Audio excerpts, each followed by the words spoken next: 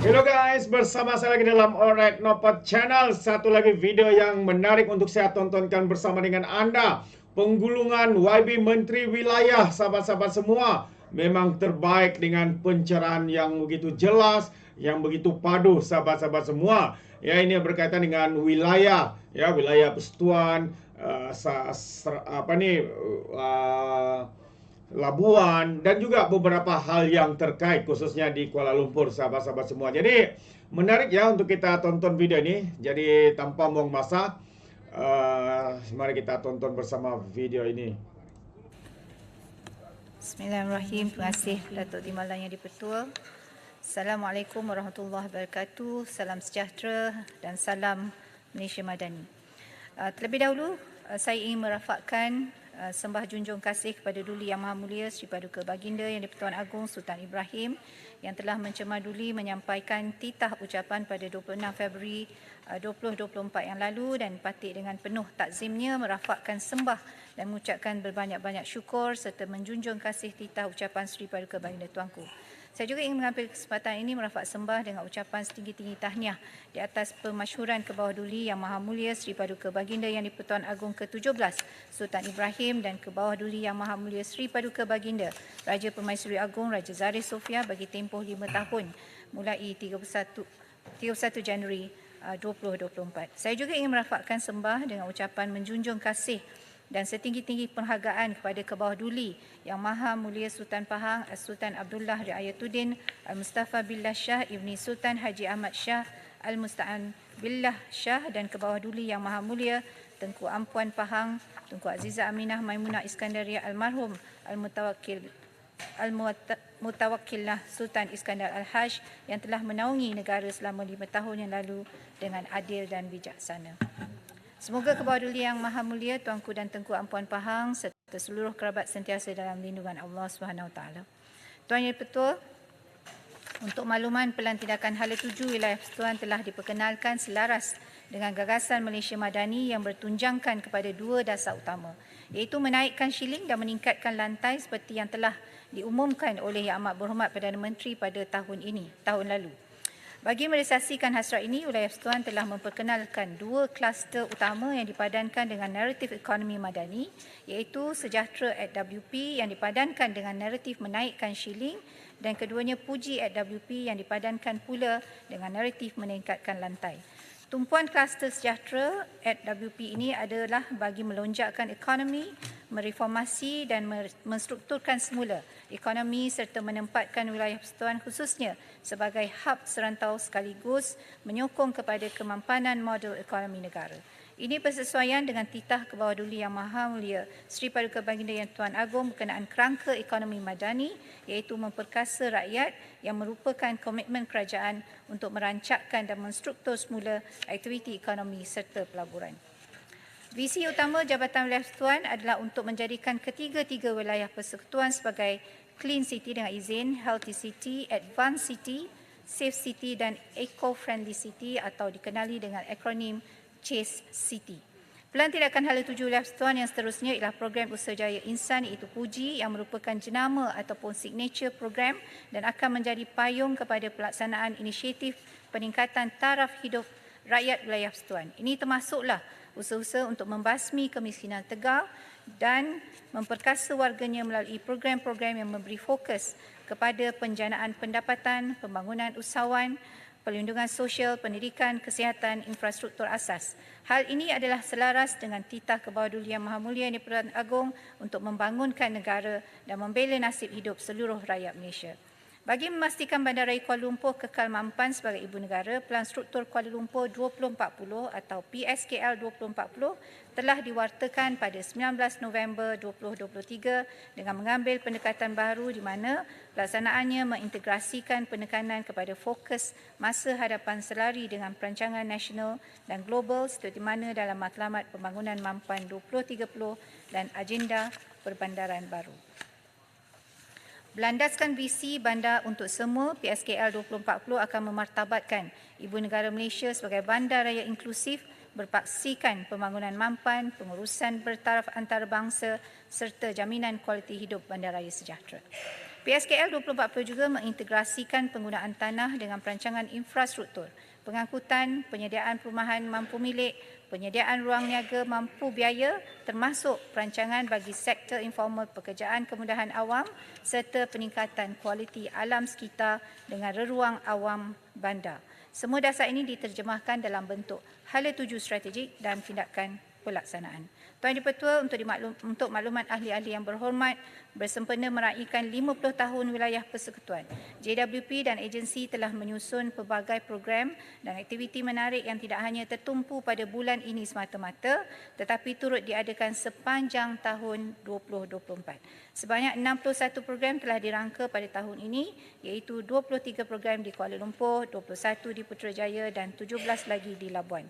Penganjuran Hari Wilayah Persekutuan ini didapati memberi impak dan kejayaan yang positif dalam menyemai serta memudayakan semangat kerjasama, keharmonian dan integrasi dalam kalangan masyarakat, dan penganjuran program-program sempena Hari Wilayah Persekutuan sememangnya dinantikan oleh seluruh warga Wilayah Persekutuan. Program yang interaktif dan kemasyarakatan serta sentiasa menjadi tumpuan rakyat malah program utama Hari Wilayah Persekutuan yang berteraskan konsep mesra rakyat, perpaduan serta kerjasama dapat memupuk nilai-nilai patriotik mampu menjadi pemangkin dalam membentuk generasi pemimpin yang tahu menghargai serta memelihara keharmonian wilayah persekutuan. Saya berharap agar sambutan 50 tahun wilayah persekutuan ini dapat mengingatkan kembali sejarah perjalanan kegemilangan penubuhan wilayah persekutuan selain menghayati dan menghargai kemakmuran dan kejayaan yang telah dicapai oleh wilayah persekutuan selama 50 tahun ini. Sebagaimana titah ke bawah duli yang Maha Mulia Yang Pertuan Agong supaya memanfaatkan tahun melawat Malaysia 2026 dan Malaysia juga telah dipilih sebagai pengerusi ASEAN pada 2025 bagi meneroka peluang ekonomi dan menjana sumber pendapatan selain mempromosikan budaya dan warisan negara kepada para pelancong yang berkunjung di negara ini. Tuan Yang Di-Pertua, JWP juga komited untuk membangunkan wilayah persekutuan Labuan serta menambah baik infrastruktur dan prasarana demi keselesaan rakyat. Yang Amat Berhormat Perdana Menteri pada 7 Disember 2023 yang lalu telah mengadakan lawatan kerja ke wilayah persekutuan Labuan. Susulan lawatan kerja tersebut, Yang Amat Berhormat Perdana Menteri telah bersetuju supaya setiap kementerian dan jabatan persekutuan menyusun projek atau program yang dapat memberikan impak yang positif dan merancangkan aktiviti sosioekonomi di wilayah persekutuan Labuan. JWP telah dilantik sebagai penyelaras kepada pelaksana program Madani Rakyat Labuan 2024. Pelaksanaan program Madani ini perlu diadakan menerusi 3 wasilah utama. Yang pertama, program berbentuk pembangunan fizikal yang melibatkan kemudahan awam, utiliti, penyelenggaraan dan penambahbaikan projek kecil dan sederhana. Kedua, program berbentuk penawaran perkhidmatan terus kepada rakyat sebagai contohnya kaunter pendaftaran, kaunter diskaun pembayaran dan sebagainya. Dan ketiganya, program turun padang yang berbentuk seminar, karnival, simposium, limbat urus dan sebagainya.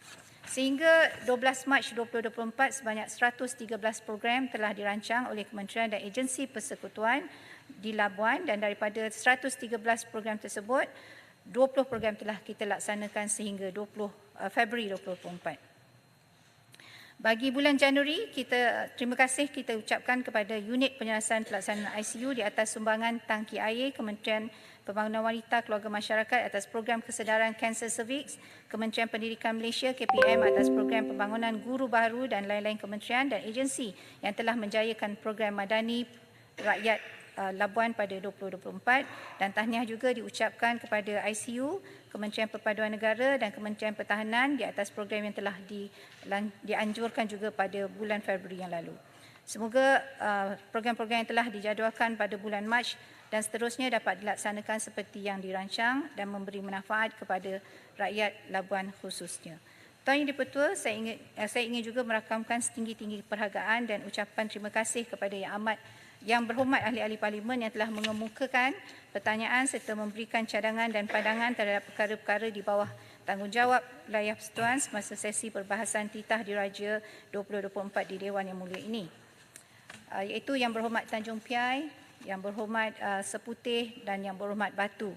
InsyaAllah saya akan memberikan maklum balas dalam tempoh masa yang ditetapkan dan saya berharap agar jawapan yang diberikan akan dapat memberikan pencerahan yang sewajarnya. Tuan Yang Di-Pertua, Yang Berhormat Tanjung Piai telah menyuarakan aduan berkenaan kebanjiran warga asing di Pasar Burung Kuala Lumpur yang berniaga menggunakan lesen perniagaan warga tempatan.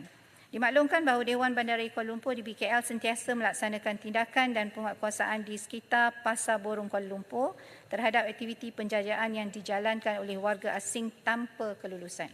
Untuk makluman yang berhormat, Dewan Bandaraya Kuala Lumpur melarang serta mensyaratkan di dalam Undang-Undang Kecil Perlesenan Penjaja dan Pasar Borong bahawa pekerja warga asing tidak dibenarkan untuk bekerja atau berniaga di dalam pasar atau pusat penjaja selaku pemegang lesen ataupun pembantu maupun pekerja. Tindakan kawalan dan penguatkuasaan akan diteruskan dari semasa ke semasa bagi membendung penyalahgunaan lesen khususnya kesalahan membenarkan warga asing bekerja dan berniaga di Pasar Borong dan kawasan sekitarnya. Ada dua undang-undang kecil yang menjadi punca kuasa untuk DBKL mengambil tindakan terhadap isu penjaja warga asing ini, iaitu pertamanya Undang-Undang Kecil atau UUK Perlesenan Penjaja WPKL 2016 dan keduanya Undang-Undang Kecil Pasar Borong WPKL 2002. Berdasarkan Undang-Undang Kecil UUK Perlesenan Penjaja 14(1)B, tiada pemegang lesen yang boleh mengambil bekerja mana-mana warga asing. Manakala Undang-Undang Kecil Pasar Borong 16(1) menjelaskan seseorang pemborong tidak boleh mengambil bekerja mana-mana pembantu tanpa mendapat kelulusan bertulis Datuk Bandar Kuala Lumpur. UUK Pasar Borong 16(2) pula memperuntukkan sesuatu permohonan bagi sesuatu kelulusan di bawah perenggan 1 hendaklah menyatakan nama, alamat terbaru, nombor kad kenalan orang yang hendak diambil bekerja.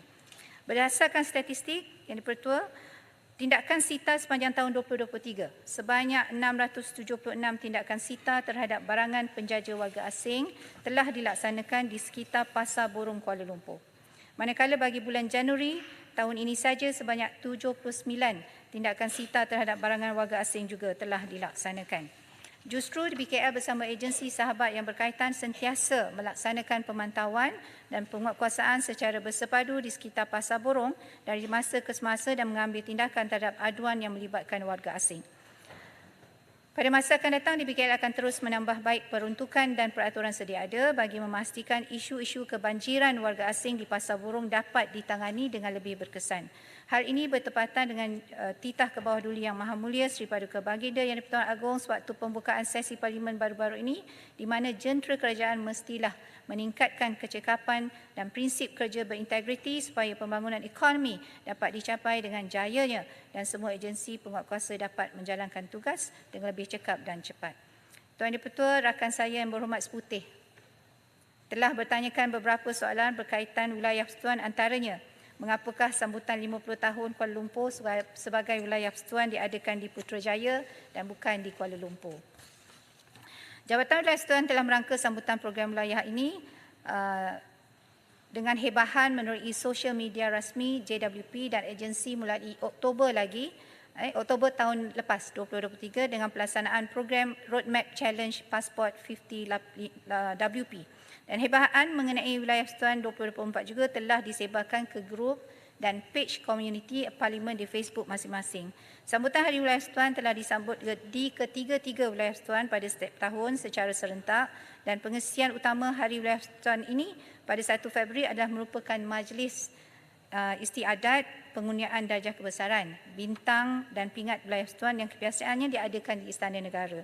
Namun pada tahun ini majlis istiadat tidak dilaksanakan pada 1 Februari, maka JWP memutuskan untuk melaksanakan majlis perasmian Hari Wilayah Persekutuan 2024 bersekali dengan perasmian Hari Terbuka Putrajaya 2024 di pekarangan Kompleks Perbanan Putrajaya dengan kehadiran seramai lebih 300,000 pengunjung yang terdiri daripada pelbagai lapisan masyarakat, khususnya warga wilayah persekutuan.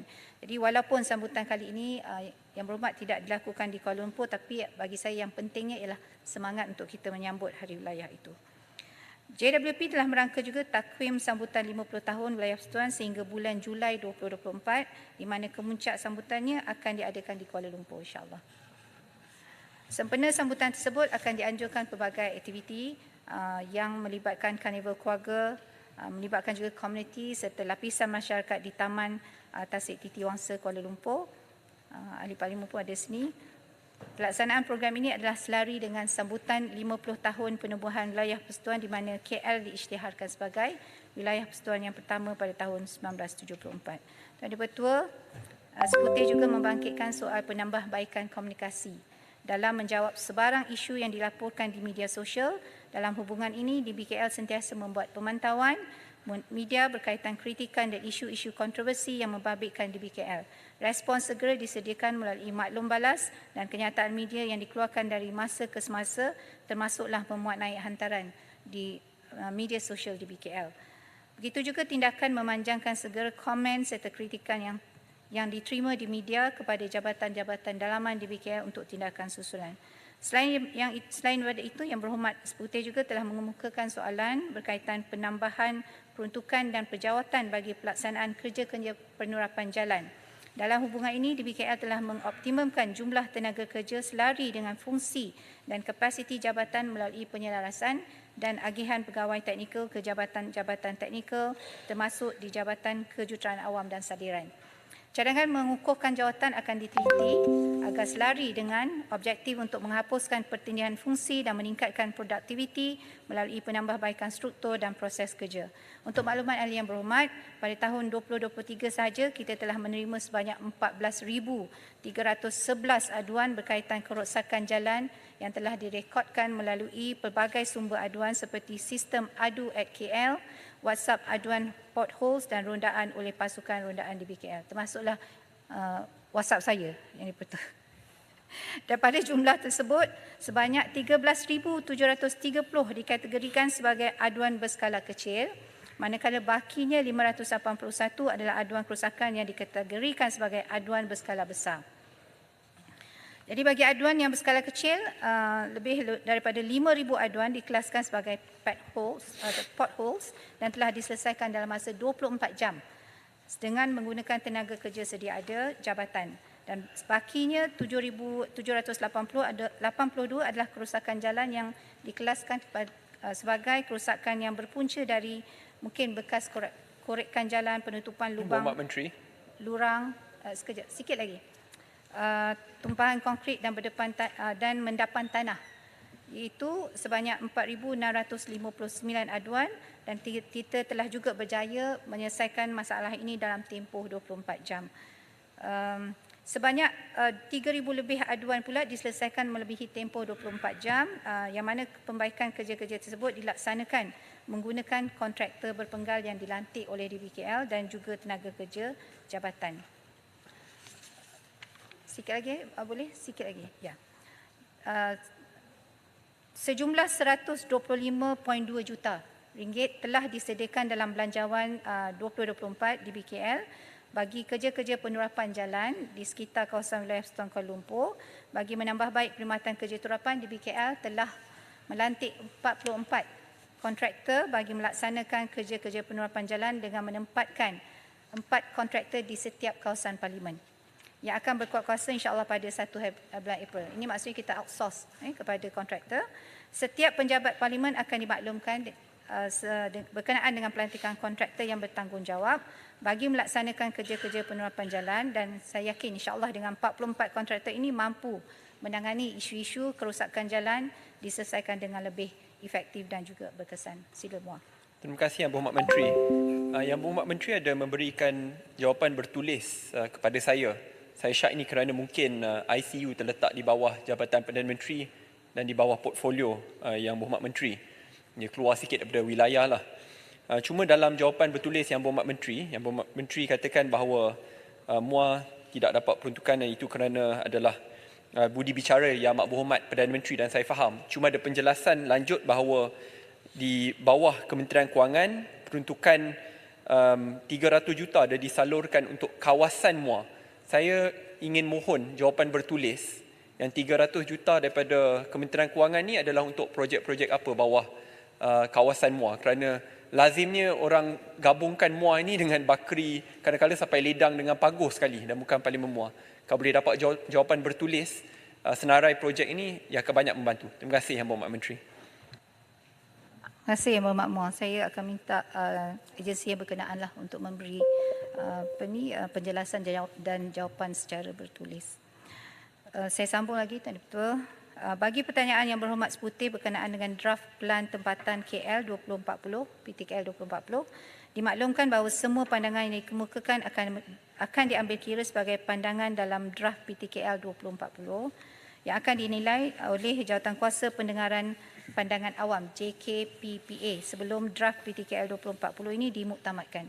Jawatankuasa ini bertanggungjawab mendengar dan mempertimbangkan semua bantahan, pandangan serta cadangan orang awam yang diterima secara bertulis selaras dengan peruntukan Seksyen 76 Akta Perancangan Wilayah Persatuan 1982 iaitu Akta 267.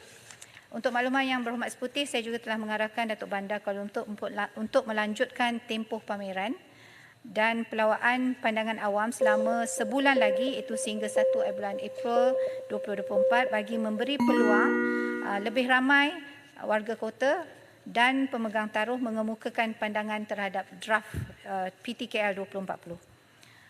Terima kasih diucapkan kepada YB Seputar atas keprihatinan beliau dalam usaha memberi keselesaan kepada pengguna perkhidmatan awam. Usaha yang dicadangkan oleh YB ini merupakan antara tindakan dan perancangan yang telah dinyatakan dalam Pelan Struktur Kuala Lumpur 2040 PSKL 2040 di bawah matlamat yang kelima iaitu Kuala Lumpur Bandaraya Mobility Check-up dan Mesra Alam dan juga Pelan Induk Trafik Kuala Lumpur PITKL 2040 yang memfokuskan kepada tindakan untuk melengkapkan kesinambungan first mile and last mile.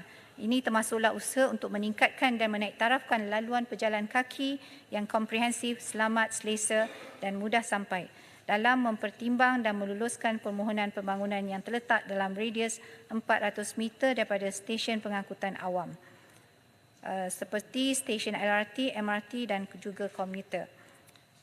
Tuan Dipertua, saya diberi masa lagi ke? Sebab ada beberapa isu lagi. Berhormat Menteri perlu berapa lama? Mungkin 5 minit. Silakan. Baik. Sebab soalan berkenaan dengan wilayah persatuan ini banyak soalan-soalan yang teknikal. Cara bertulis nanti. Jawapan bertulis? Saya rasa semua orang dah letih ni. Baik, kalau dah semua setuju terpulang pada Menteri nak tutup kedai. Baik, kalau bersetuju saya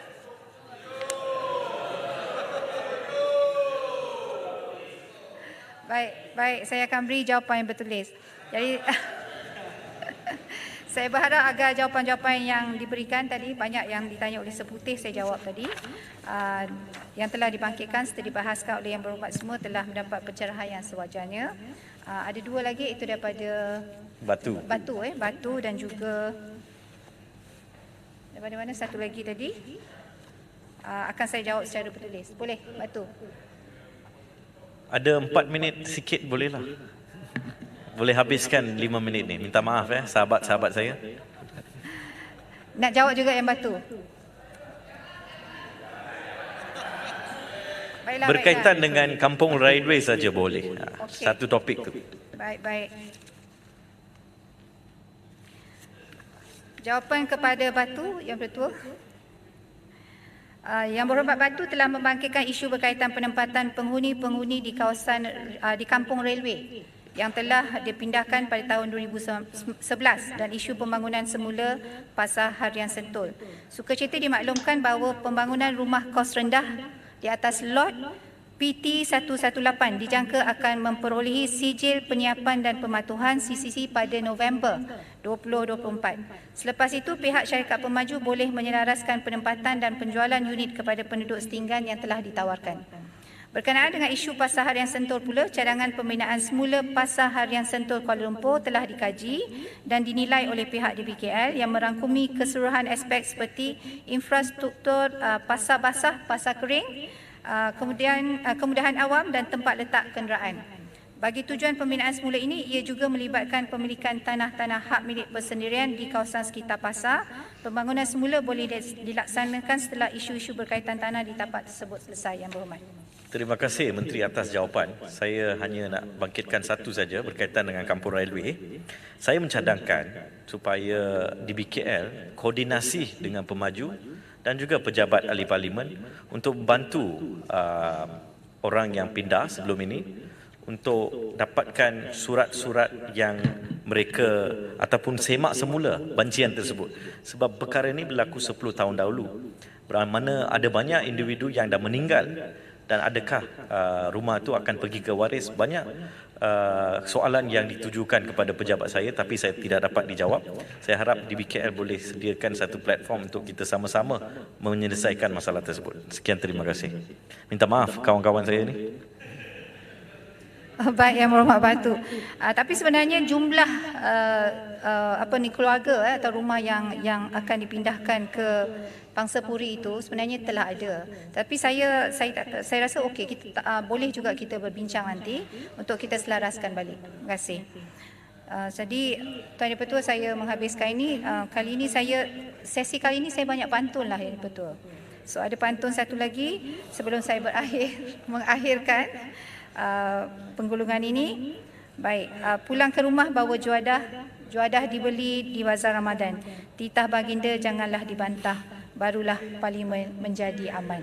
Sekian, wabillahi taufiq wa hidayah. Assalamualaikum warahmatullahi wabarakatuh. Terima kasih.